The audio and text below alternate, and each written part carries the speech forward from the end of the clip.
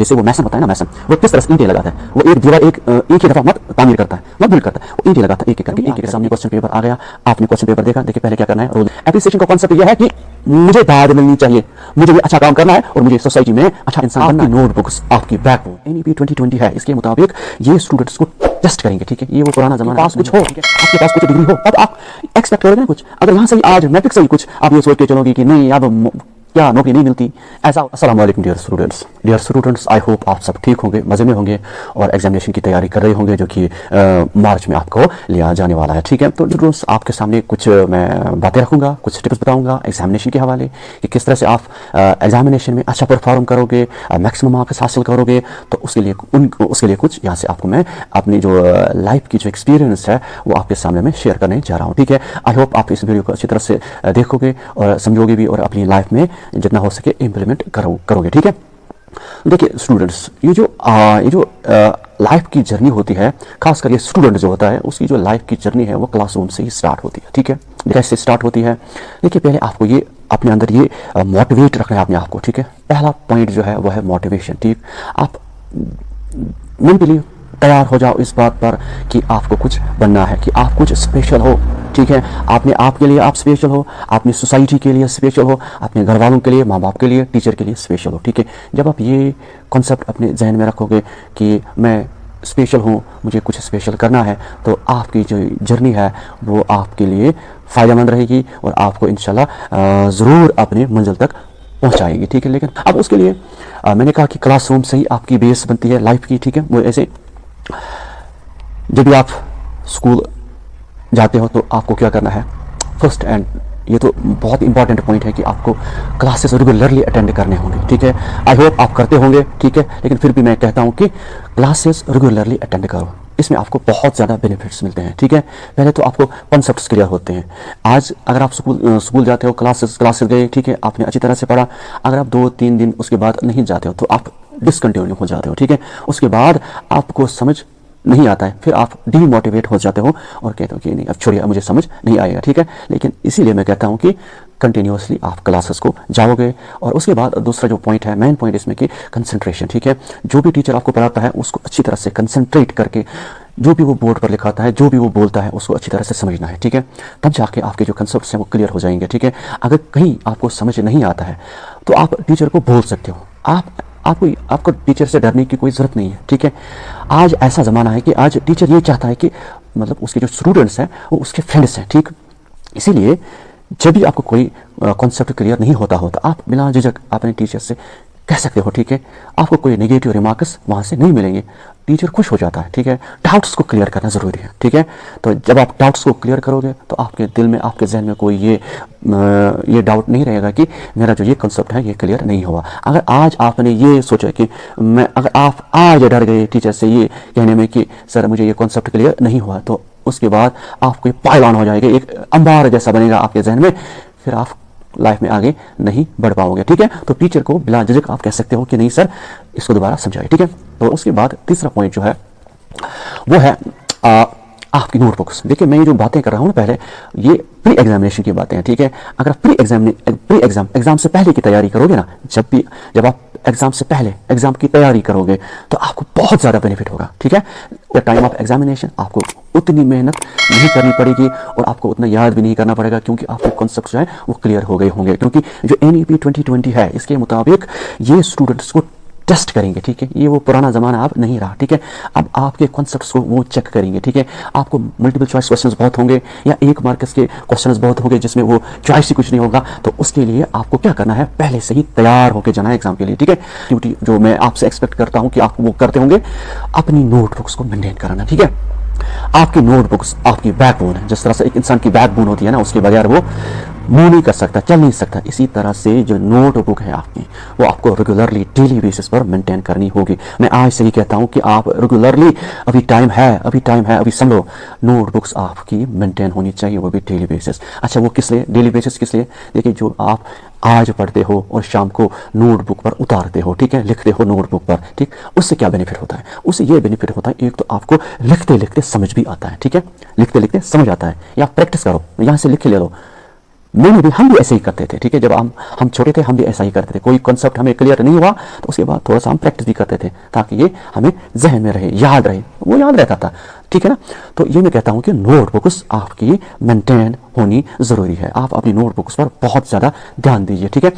अच्छा, ये जो आप रेडीमेड नोट्स लाते हो, ठीक है, ठीक बात है, आपने रेडीमेड नोट्स लाए, चाहे आप साइंस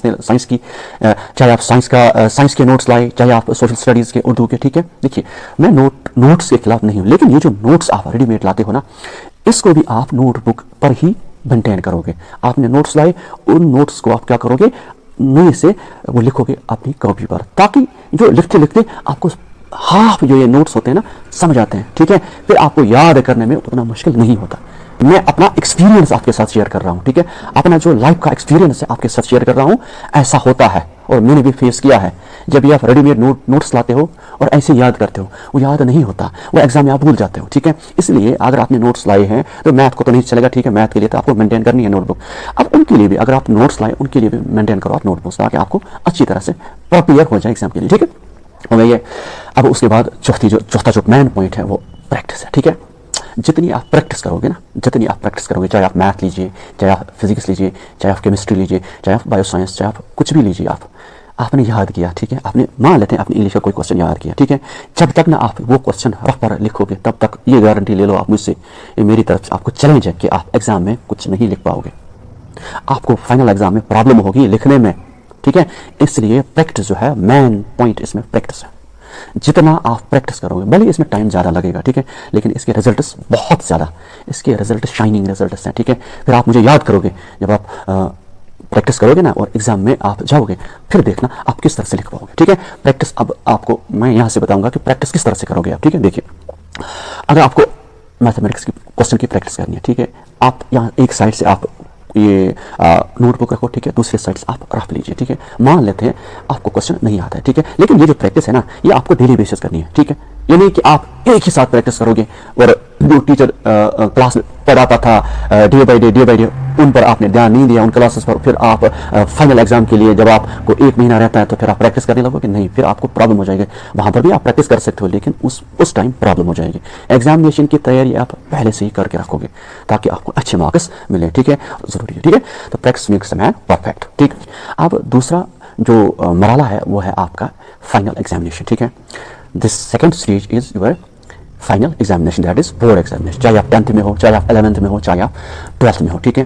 अब जब आप एग्जाम हॉल में गए, ठीक है, आप बैठे उधर, ठीक, अब आप किस तरह से क्वेश्चंस को करोगे, ठीक है। आपके सामने 50, 60, 30, 40 बहुत सारे क्वेश्चंस होते हैं। अब मैं यहाँ से एक तरीका बताऊंगा कि आप किस तरह से एग्जाम में अच्छा परफॉर्म करोगे, ठीक है। उसके लिए पहला पॉइंट, ठीक है, पहला पॉइंट ये है कि जब आपके सामने क्वेश्चन पेपर आ गया, ठीक है, जब ही आपके सामने क्वेश्चन पेपर आ गया, आपने क्वेश्चन पेपर देखा, देखिए पहले क्या करना है, रोल नंबर वगैरह वो तो आपको पता है, रोल नंबर कहाँ लिखना है, नेम वगैरह वो सारा लिखना है। उसके बाद आपको क्वेश्चन पेपर रीड आउट करना है, लेकिन तरीका है, रीड आउट करने का तरीका है, ठीक है।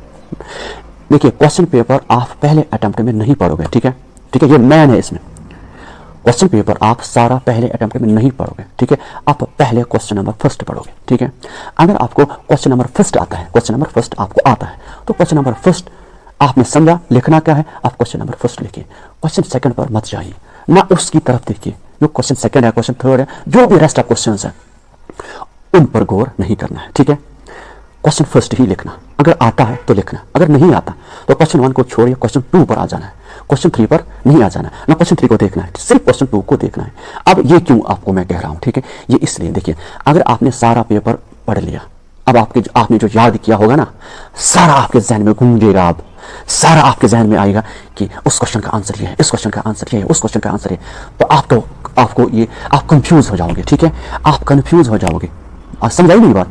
इसमें इंसान फिर गलतियां करता है, ठीक है। अगर आप स्टेप बाय स्टेप क्वेश्चन, ये देखो, ये आपको जैसे वो मैसन होता है ना, मैसन वो किस तरह से ईंटें लगाता है, वो एक दीवार एक ही दफा मत तामीर करता है, मत बिल्ड करता है, वो ईंटें लगाता है एक एक करके ताकि लास्ट पर वो दीवार बन जाती है, ठीक है। इसी तरह से आपको क्वेश्चन एक एक करके एंड तक पहुंचना है और आपका कंप्लीट हो गया, ठीक है। बात आई मेरी समझ? तो जब भी आप क्वेश्चन इसमें एग्जाम में जाओगे तो क्वेश्चन फर्स्ट, उसके बाद अगर आता है तो करो, नहीं आता तो क्वेश्चन सेकंड पर, क्वेश्चन थर्ड पर नहीं, ठीक है, इसी तरह से। अच्छा, उसके बाद क्वेश्चन नंबर जरूरी देना है, ठीक है। क्वेश्चन नंबर्स मैं ये तो असल में मुझे कहना था पहला क्वेश्चन नंबर 1 आपने किया, उसका नंबर देना है। Question number 1 part first part second जो भी है वो करना है, ठीक है। देखिए स्टूडेंट्स, लास्ट पर मैं 2 चीजें आपके लिए बताऊंगा, वो इन सब बातों से बहुत ज्यादा इंपॉर्टेंट है, ठीक है। नंबर पहले जो मैंने बताया था वो मोटिवेशन, ठीक है। आपके अंदर एक मोटिवेशन पावर होना चाहिए। मोटिवेशन पावर क्या होता है, ठीक है। आप डीमोटिवेट ना हो अपनी लाइफ में, ठीक है। देखिए अक्सर मैंने स्टूडेंट्स को ये कहते हुए सुना है, सर अब आजकल नौकरी कौन लगता है, ठीक है। क्या फिर हम सारे नौकरी के लिए करते हैं? ठीक है, कश्मीर में ओवरऑल करते हैं, नौकरी के लिए करते हैं, लेकिन जब आप यही सोच के चलोगे कि नौकरी नहीं मिलती, फिर सारे अनपढ़ ही रहेंगे, ठीक है। समझ आई मेरी बात? तो इसलिए जब आप पढ़ोगे तब तो आप कुछ एक्सपेक्ट करोगे कि मुझे फलानी नौकरी मिलेगी, मैं फलानी जगह जाऊंगा। जब आपके पास कुछ हो, आपके पास कुछ डिग्री हो, तब आप एक्सपेक्ट करोगे ना कुछ। अगर यहां से ही आज मैट्रिक से ही कुछ आप ये सोच के चलोगे कि नहीं अब क्या नौकरी नहीं मिलती, ऐसा होता है वैसा होता है, तो फिर आप जिंदगी में कुछ नहीं कर पाओगे, ठीक है। तो पहला पॉइंट जो है अपने अंदर मोटिवेशन, ठीक है। अपने आप को मोटिवेट करना किसी काम के लिए, ठीक है। किसी काम के लिए मोटिवेट करना ये बहुत बड़ी बात है, ठीक है। दूसरा पॉइंट, जब आपने आपको मोटिवेट किया कि नहीं मुझे ये काम करना है, मुझे सोसाइटी में स्पेशल बनना है, उसके बाद दूसरा पॉइंट आता है, वो है एप्रिसिएशन का कॉन्सेप्ट, ठीक। एप्रिसिएशन का कॉन्सेप्ट यह है कि मुझे दाद मिलनी चाहिए, मुझे ये अच्छा काम करना है और मुझे सोसाइटी में अच्छा इंसान बनना है। तो इसमें क्या होगा, आपको दाद मिलेगी सोसाइटी से, पेरेंट्स से, टीचर्स से। तो मोटिवेशन और ये जो एप्रिसिएशन का कॉन्सेप्ट अपनी जिंदगी में आज से ही लागू करो, ठीक है। तो स्टूडेंट्स आई होप कि आप मेरी इन बातों पर जरूर अमल करोगे। तो स्टूडेंट्स आज के लिए इतना ही, इंशाल्लाह होगी कभी दोबारा मुलाकात। जब तक के लिए अल्लाह हाफिज, अस्सलाम वालेकुम।